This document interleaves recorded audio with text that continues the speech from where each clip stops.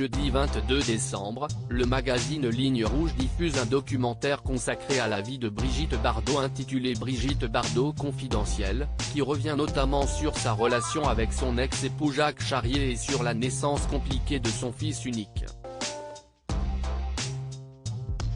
Icône des années 1960 et visage emblématique du cinéma français, Brigitte Bardot ne cesse de fasciner.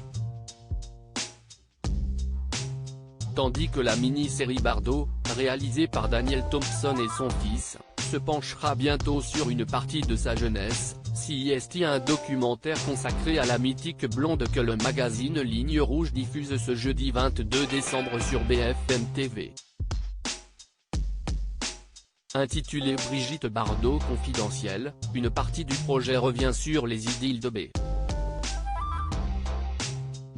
à l'image de celle entretenue avec le défunt Sacha Distel, l'ex-compagnon de Catherine Deneuve, Roger Vadim, le chanteur Serge Gainsbourg qui lui avait initialement écrit Je t'aime. Moi non plus ou encore Jacques Charrier, rencontré sur le tournage de Babette Scène Va-t-en-guerre en 1958. Le 18 juin 1959, à l'âge de 22 ans, l'actrice épouse Jacques Charrier avec qui elle ne coulera pas que des jours heureux. Dans un extrait du documentaire révélé par Télé Loisirs, le biographe Pascal Louvrier et la professeure Ginette Vincendo abordent le comportement brutal et la possessivité de son époux, qui la poussera même à donner naissance à un enfant dont elle ne voulait pas.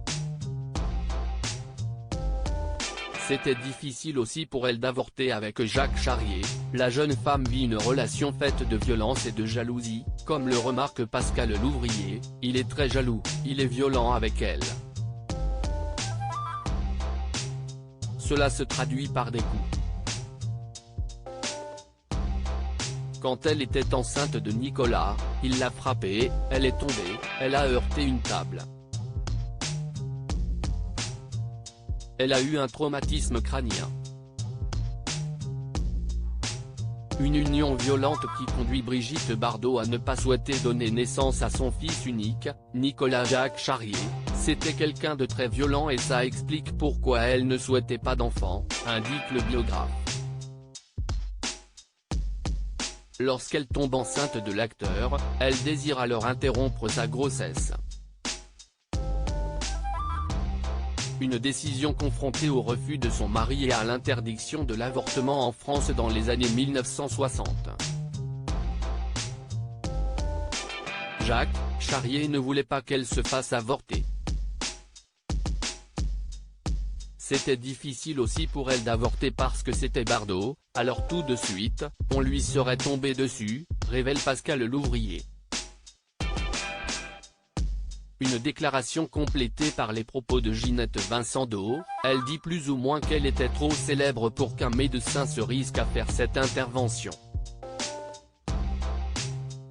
Il y a vraiment une pression familiale et de la société. Ainsi, bébé donne finalement naissance à son enfant sous la contrainte, le 11 janvier 1960.